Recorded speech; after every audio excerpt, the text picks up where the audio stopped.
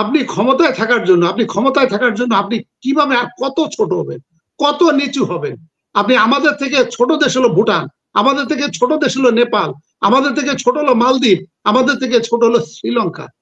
তাহলে তারা যেভাবে ভারতকে গলা ধাক্কা দিয়ে বের করে দিয়েছে এবং দিতে পেরেছে, আর আপনি ক্ষমতায় থাকার জন্য আপনি জনগণকে বাইপাস করে এই সমস্ত একের পর এক যে সমস্ত কথাবার্তা বলছেন, চাইলেও ভারতের রিজার্ভ বাংলাদেশকে ধার দিবে না বা দিতে পারবে না। কারণ সেই ক্ষেত্রে তাদের অন্যান্য রাজ্যগুলো আপত্তি জানাবে, সেক্ষেত্রে ভারত হলো না।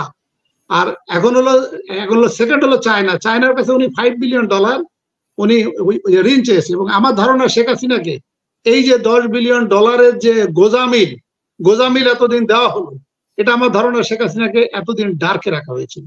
শেখ হাসিনাকে ডার্কে রাখা হয়েছিল কারণ উনি তো ফাইন্যান্সিয়াল এক্সপার্ট না। কিন্তু এখন হয়তো শেখ হাসিনা বিষয়টা জানছে, জানার পরে ওনার মাথা খারাপ হয়ে গেছে। তাহলে এখন কি করা যায়? এখন শেখ হাসিনা চায়নার কাছে লোন চেয়েছে, চায়না বলেছে, মানে চায়নাকে বলেছে আমাকে $5 বিলিয়ন লোন দাও।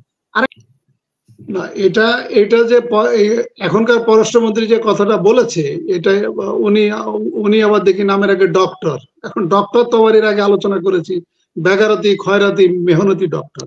এখন যাক, ডক্টর নিয়ে আমি আলোচনা করছি না, ওনার কোন ধরনের যা মানে কতটা সব হতে পারে, সফল হতে পারে বা কি আনতে পারে চীন থেকে আমাদের জন্য। আগের যে পররাষ্ট্রমন্ত্রী ছিল উনিও ডক্টর, উনিও পিএইচডি। উনিও কিন্তু বলেছিলেন যে আমি ভারত সরকারকে বলে এসেছি যে শেখ হাসিনাকে আরেক টার্ম ক্ষমতায় রাখতে হবে।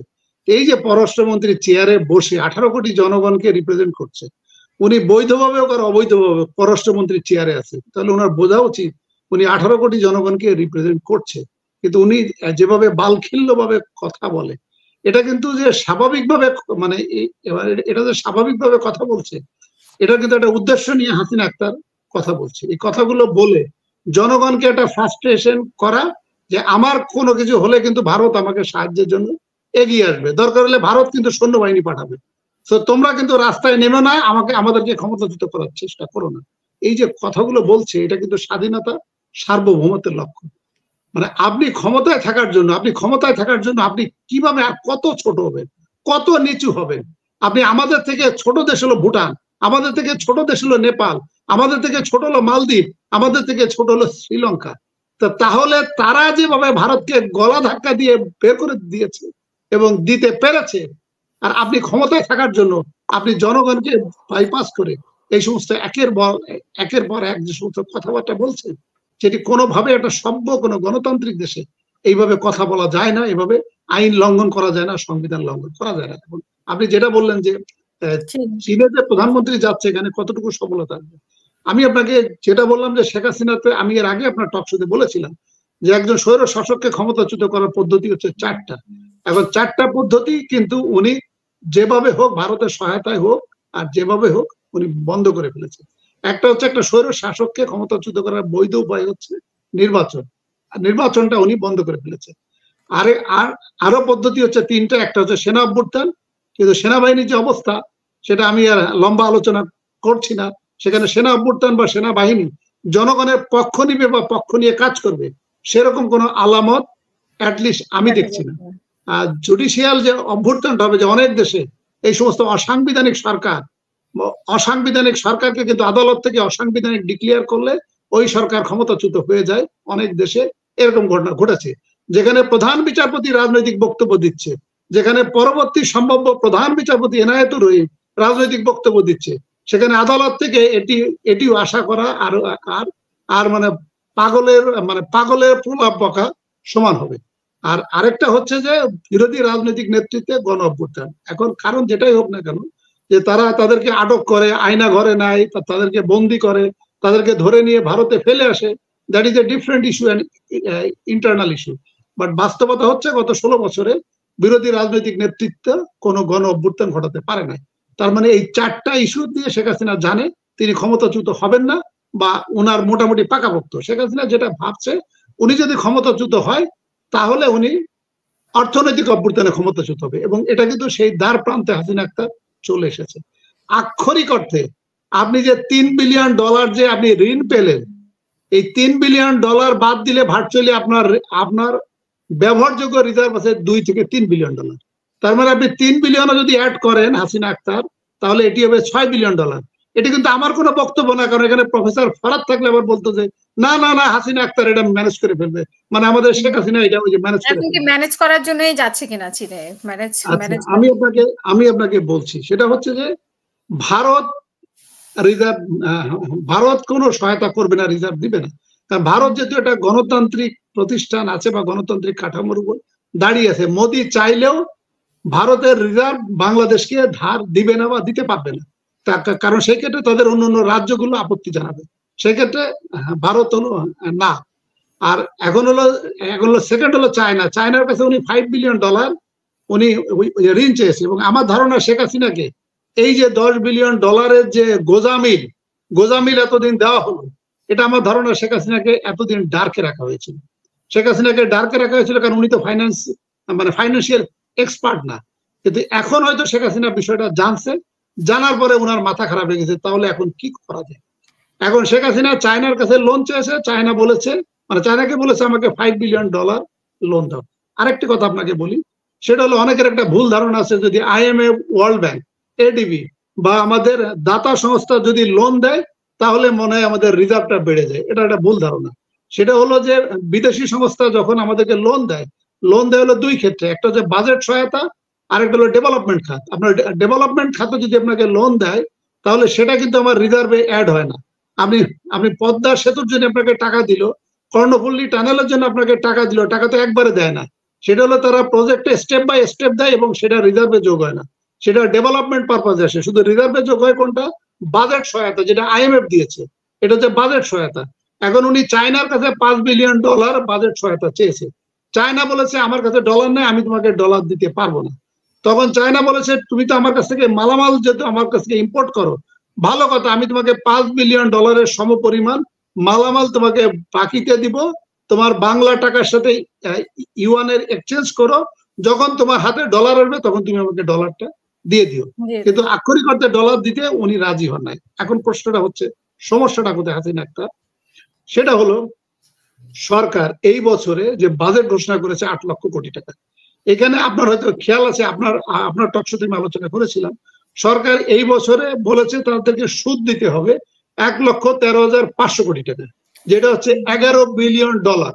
আমাকে জুলাই থেকে আগামী জুন পর্যন্ত এটা সুদ শোধ করতে হবে। তার মানে on an average 1 billion dollar আমাকে শোধ করতে হবে। আর আমাদের যে খরচ হয় আর যে আয় হয়, আমাদের আয়ের পদ্ধতি হলো 4টা, সেটাও আপনাকে একটু বলি। আয়ের পদ্ধতি হলো 4টা, একটা হচ্ছে এক্সপোর্ট, আরেকটা হচ্ছে ফরেন রেমিটেন্স, আরেকটি হলো FDI, ফরেন ডাইরেক্ট ইনভেস্টমেন্ট, আর আরেকটি হলো বিদেশি ঋণ।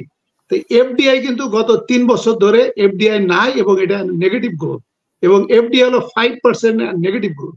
আর আমাদের যে স্টক মার্কেট বা আমাদের যে যারা ফরেনার আছে তারা যে পোর্টফোলিও ইনভেস্টমেন্ট করে, সেটাও গত 3 বছর ধরে এটা নেগেটিভ গ্রোথ, -22%। আর আমাদের যে বিদেশি যে ঋণ, ফরেন ঋণ, এটা মানে গত বছর পর্যন্ত, মানে এই বছর পর্যন্ত -2 বিলিয়ন ডলার কিন্তু ঘাটতি। তার মানে ফরেন মানে FDI এবং বিদেশি ঋণ এটা কিন্তু আসার কিন্তু সম্ভাবনা নাই, এটা কিন্তু নেগেটিভ। তাহলে আমাদের ইনকামের আর মাধ্যম থাকে কোনটা? দুইটা, একটা হচ্ছে এক্সপোর্ট আর একটা হলো ফরেন রেমিটেন্স। তো এক্সপোর্ট হলো অন অ্যান এভারেজ আমাদের 3 বিলিয়নের মতো আসে, মানে 2.5 থেকে 3 বিলিয়নের মতো আসে। আর হলো আমাদের ফরেন রেমিটেন্স আসে 2 বিলিয়নের মতো। তার মানে অল টুগেদার 4.5 থেকে 5 বিলিয়ন ডলারের মতো আমাদের আয় হয়। কিন্তু আমাদের খরচ হচ্ছে হাসিনা একটা 6 বিলিয়ন ডলার।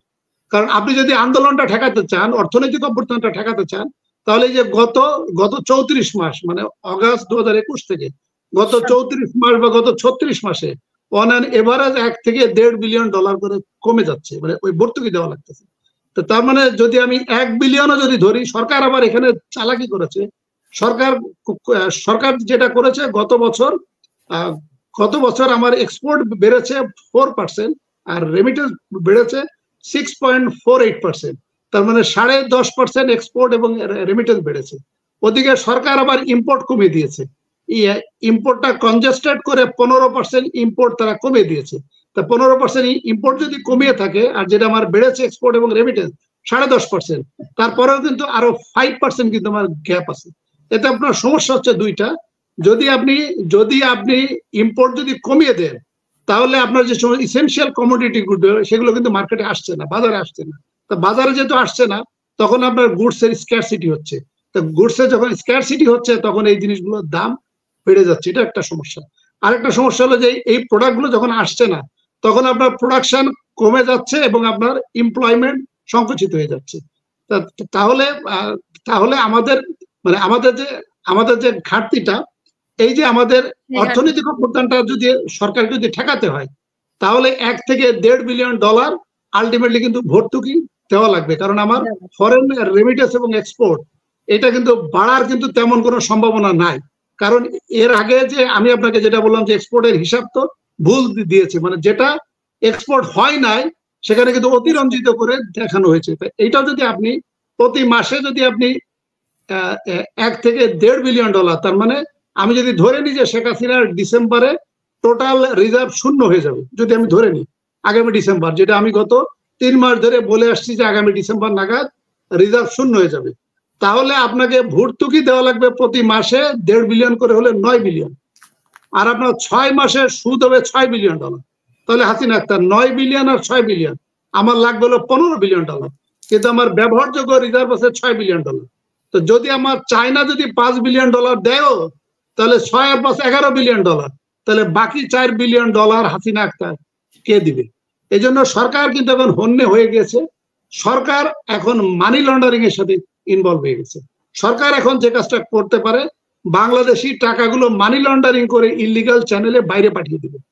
বাইরে পাঠিয়ে দিয়ে তার বিজনেস অলিগার্কের মাধ্যমে ওভার ইনভয়েসিং এবং আন্ডার ইনভয়েসিং এর মাধ্যমে এই টাকাগুলো আবার ঢোকাবে। যেটা ঘটেছে গত জুন মাসে $500 বিলিয়ন হঠাৎ করে দুবাই থেকে বেশি পরিমাণ এসেছে, এবং একই সাথে চারটা বড় ধরনের ব্যবসায়ী প্রতিষ্ঠানকে 6,500 কোটি টাকা সুদ মাফ করে দিয়েছে, যেটি বাংলাদেশ ব্যাংকের গভর্নর আইন অনুপাতে পারে না, শেখ হাসিনাও পারে না, কারণ এটা জনগণের টাকা। কিন্তু তারপরেও এই 6,500 কোটি টাকা, আমার যেটা ধারণা, এটা ওই 4টা প্রতিষ্ঠানকে বলেছে যে এটা আমার টাকায়, তোমাকে আমি খাতা কলমে মাফ করে দিলাম, কিন্তু তোমার বিজনেস হাব যেটা আছে দুবাইতে, এইটা তুমি $500 বিলিয়ন রেমিটেন্স আকারে পাঠিয়ে দাও। $500 বিলিয়ন মানে 5,000 কোটি টাকা। আবার একইভাবে দেখেন, শেখ হাসিনা তার অলিগার্কদেরকে বলেছে সুইস ব্যাংকে টাকা রাখার দরকার নাই, কারণ আমি যদি ক্ষমতায় থাকতে না পারি, আমার যদি অভ্যুত্থান ঠেকাতে না পারি, তাহলে তোমরাও কিন্তু হাওয়া হয়ে যাবা। এই কারণে আপনি দেখেন গত সুইস ব্যাংকের যে তথ্য বলছে, সেখানে বলছে 98% টাকা বাংলাদেশিরা উঠিয়ে নিয়েছে। আবার গত জুন মাসে হঠাৎ করে দুবাইয়ে সবচেয়ে বেশি পরিমাণ ওই যে রেমিটেন্স এসেছে। এতে হাসিনা আক্তার সমস্যাটা কি আপনাকে বলি, কারণ এই টাকার মালিক তো আপনি, আমি, 18 কোটি জনগণ। এই যে বড় অ্যামাউন্টের টাকা যখন মানি লন্ডারিং ইলিগাল চ্যানেলে পাঠাবে, তখন অনেক দেশের মানি লন্ডারিং ইউনিট কিন্তু অ্যালার্ট হয়ে যাবে। যখন অ্যালার্ট হয়ে যাবে, যদি এরকম বড় 1-2টা ডিল যদি আটকায় দেয়, তাহলে আমাদের ফিলিপাইনে যে অবস্থাটা হয়েছে $990 মিলিয়ন, ওটা কিন্তু আমরা কিন্তু এখন আনতে পারি নাই। তাহলে যদি এই ধরনের যদি 2-4টা ডিলিং যদি আটকে যায়, এই টাকাটা তো বাংলাদেশের জনগণের টাকা, এই টাকা কিন্তু আমরা কিন্তু আর আদায় করতে পারবো না। এই কারণে আমি আপনার মাধ্যমে বিরোধী রাজনৈতিক নেতৃত্বকে উদাত্ত আহ্বান জানাবো যে আপনাদের যারা ফরেন উইং আছে, যারা ইকোনমিক্স বোঝে, ফাইন্যান্স বোঝে, আপনাদের উচিত হবে এই যে সমস্ত দেশ থেকে মানি লন্ডারিং হওয়ার সম্ভাবনা আছে, ওই সমস্ত দেশের সংশ্লিষ্ট ইউনিটকে জানানো যে বাংলাদেশ সরকার তার সার্ভাইভালের জন্য সে বাংলাদেশ সরকার ইটসেলফ মানি লন্ডারিং এর সাথে ইনভলভ হয়ে যেতে পারে, যেটা যেন না হয়, এটি আটকানো, এটি ঠেকানো। কারণ এই টাকার মালিক হাসিনা আক্তার, আপনি, আমি, 18 কোটি জনগণ। অনেক